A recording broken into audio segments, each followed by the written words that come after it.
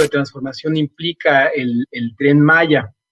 Yo esto propongo abordarlo inicialmente como un marco de referencia, darle un sentido histórico. Y lo que yo veo en la historia de la península de Yucatán, muy en particular la historia del pueblo maya yucateco, es que ellos han experimentado una serie de transformaciones u olas de modernización. Yo me monto en un enfoque decolonial, se le llama, para el cual hablar de colonialidad, modernidad y capitalismo es esencialmente lo mismo. Y en estos procesos de transformaciones coloniales o modernas que han atravesado a la península de Yucatán, lo que tienen en común es que el objetivo ha sido incorporar al territorio, en este caso a la península, dentro del moderno sistema mundial. Esto dicho de otras palabras, en otras palabras es intentar que el modo de vida de las familias campesinas dependa de la economía de mercado. Bajo ese marco, podemos identificar al menos 4 grandes transformaciones que han atravesado el territorio de la península de Yucatán. En este esquemita se los planteo muy brevemente. El primer gran proyecto colonial moderno que atravesó la península de Yucatán fueron las congregaciones indígenas,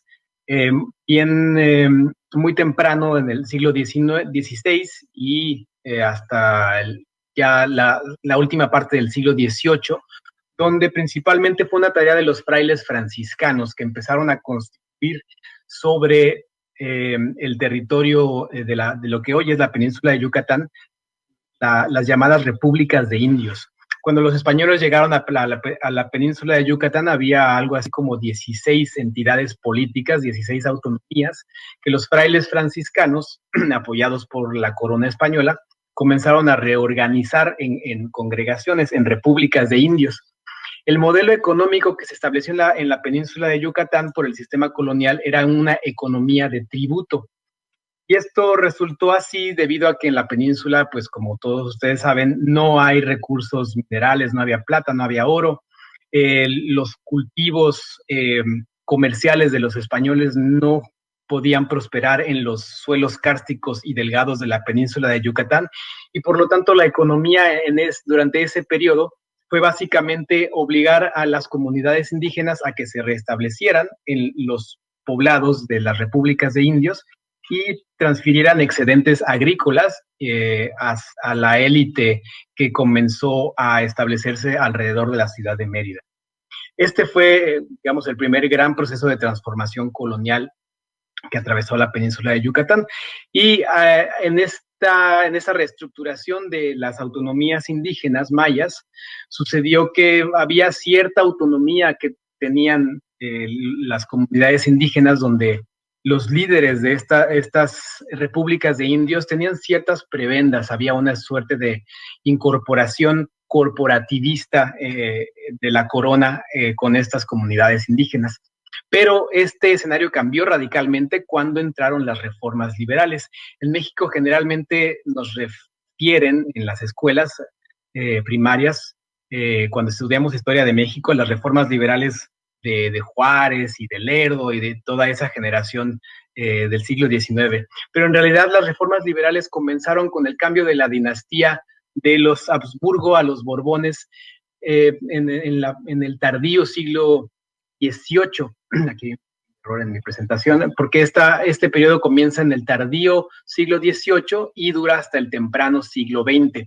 Las reformas liberales esencialmente abolieron las repúblicas de indios en la península de Yucatán, establecieron municipios, y con la desaparición de las repúblicas de indios también se borró por decreto una buena parte de las instituciones que hacían ciertos contrapesos para defender a las comunidades indígenas de los excesos de la élite meridana.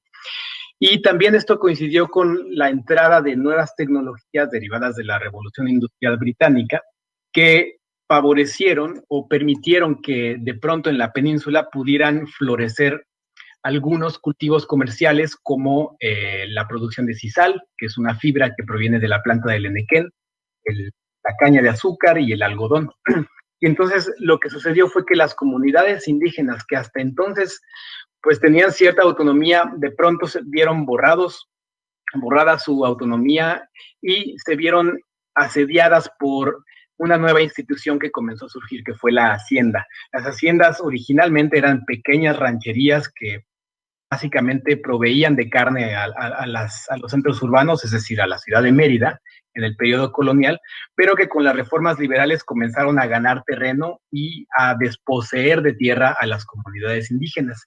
Esto fue un proceso de tal profundidad que bueno, no, además no terminó con la independencia de México, simplemente se profundizó. Las reformas liberales de Juárez y de toda esa generación buscaban, por una parte, disminuir la influencia de la Iglesia Católica, pero también no creían en las bondades de los regímenes de propiedad comunitarios. Por lo tanto, estos procesos de profundización liberal generaron pues muchos agravios en la comunidad, en las comunidades mayas de la península de Yucatán, y ahí hubo pues como respuesta un estallido social muy profundo, la guerra social maya, que quizá ustedes lo conozcan más como la guerra de castas, que duró alrededor de 50 años, de 1847 hasta 1900, ya entrado el 1900, solo terminó cuando Porfirio Díaz, después de una larga y profunda campaña contra los rebeldes mayas, le puso un fin oficial a la mal llamada guerra de castas.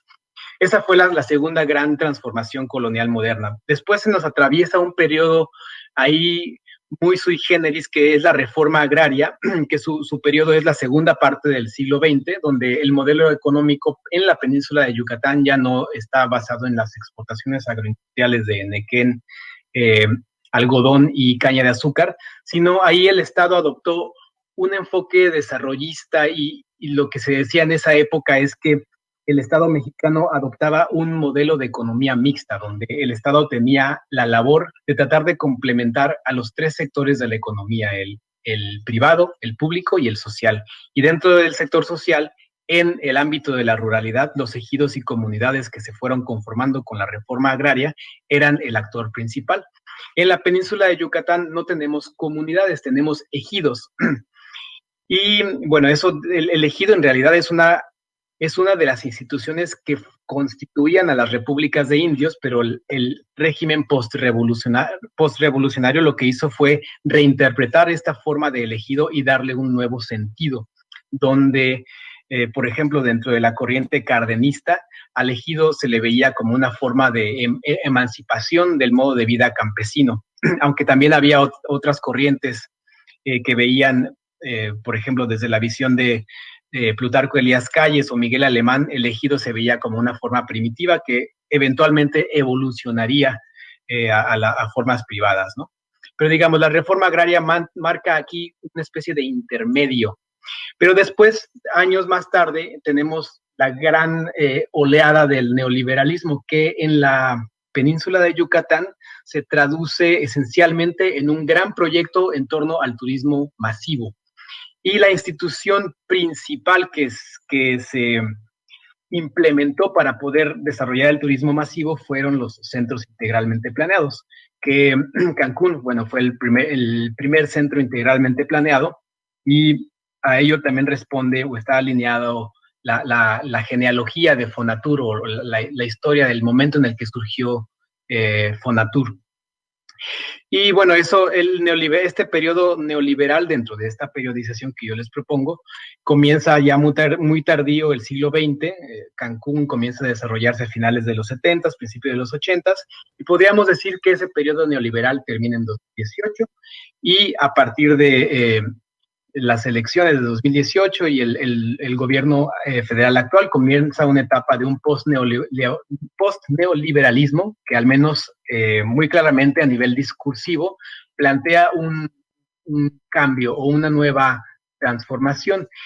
Y dentro de este marco lo que vemos es que se está articulando una nueva gran transformación en la península de Yucatán, ya no únicamente a través del turismo masivo, sino el modelo económico ahora es de una agroindustria que pueda expandirse por las zonas que hasta hoy están débilmente articuladas con el mercado global, la agroindustria y profundizar también el turismo en territorios que hoy en día no son todavía destinos altamente rentables. Y una de las instituciones que están promoviéndose para implementar este proceso de transformación son los llamados polos de desarrollo o ciudades sustentables, que bueno, han migrado un poco de nombre, pero el concepto es esencialmente, es muy parecido a lo que en su momento plantearon los centros integralmente planeados, las haciendas y las repúblicas de indios, en el sentido de que hay que facilitar los mecanismos de inserción del pueblo maya o de la ruralidad de la península de Yucatán dentro de la economía de mercado. Ahora, particularmente, creo que esta parte es muy interesante e importante, Yasmín. Y permítame profundizar. Decías hace un momento, antes de entrar con esto, que gran parte de las críticas hacia Tren Maya vienen de gente de ciudad. Y sí, efectivamente, vienen de gente de ciudad. Cuando uno le pregunta a gente que vive en la región qué piensa, qué opina del Tren Maya, claro que había una preocupación por el tema ecológico, no por los árboles, porque es una zona bastante bien poblada en cuanto a ecosistema verde y demás. Pero cuando están viendo que se están llevando acciones que van a resarcir si efectivamente hubo modificaciones o si se tuvieron que hacer, quitar unos cuantos árboles y poner otros, están siguiendo todas las reglas, eran caminos que ya existían en su inmensa mayoría del Tren Maya. Y esto es un detonante mucho más social, detona efectivamente lo que antes, lo que vivía rezagado. Es una forma incluso de comunicar, es una forma que va a dar oportunidades. Yo no termino de entender por qué cuando la palabra oportunidad se puede cristalizar para aquellos que menos tienen, inmediatamente la oposición o aquellos que critican el Tren Maya se cierran en decir que no, eso no es una oportunidad y es un saqueo, que si es un tema de un ecocidio o que si es en contra de los derechos de los grupos indígenas, cuando en realidad los van a detonar. ¿Cómo profundizamos esto, Yasmín? Sí, mira, yo creo que hay algo clave. Lo que pasa es que estábamos acostumbrados a vivir en un sistema muy distinto. Este paso que nos da Noé en su explicación, en ir fragmentando la historia del sur, lo primero que nos pone sobre la mesa es esto que tú comentabas de principio. Es decir, hay una deuda, se le debe mucho al sur, se le ha abandonado totalmente. Es más, este proyecto, lo primero que gana el sur es que se le voltee a ver, que el Estado llegue ahí. Tienen problemas de agua desde hace años y nunca se había parado alguien de Conagua, alguien de alto rango en la península, en estas zonas marginadas, hasta que llegó este proyecto. Ya con eso hay mucho de ganancia, hay mucho de ganancia. Pero yo creo que estábamos acostumbrados a hablar en este tipo de proyectos que ninguno se hizo a esta magnitud, habría también que resaltarlo, con la palabra progreso. Noé pone algo sobre la mesa en esta participación que tiene y dice, bueno, ¿qué tipo de transformación, no? Estábamos acostumbrados a hablar de progreso, de modernización. Y nosotros, en este nuevo gobierno, en este nuevo plan, en esta nueva forma de hacer política, no utilizamos esas palabras. Lo que estamos utilizando es un nuevo concepto y hay que hablar no solamente de transformación, sino hay que hablar de bienestar, de desarrollo. Insertar esto en proyectos de este tipo de magnitud te llevan a otra mirada totalmente distinta que la ciudadanía y sobre todo la gente de a pie que está ahí la puede sentir, se puede palpar.